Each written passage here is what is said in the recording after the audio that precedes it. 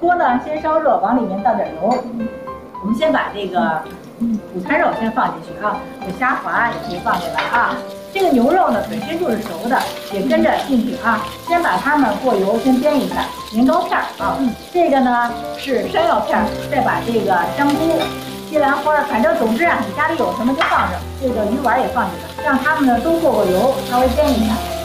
把这些食材呢都煸一煸，过油呢，就把它先倒入一个大碗里面，先盛出来，放在一边啊。我们呢把刚刚切好的这个牛油的底料倒进来，只要它融了，已经完全溶解了之后，开始冒泡了，就把刚刚炒完的这些料全部都倒进来。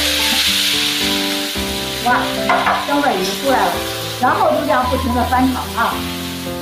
在炒制的过程当中，什么东西都不放，来2块。OK。把这个香锅这个菜炒到盘子里或者你的这个小砂锅里面之后，这个时候呢再放入一点点的这个香菜，最后呢可以在上面淋一点点的芝麻。好，这样的话这道菜简易版的麻辣香锅就完成了啊。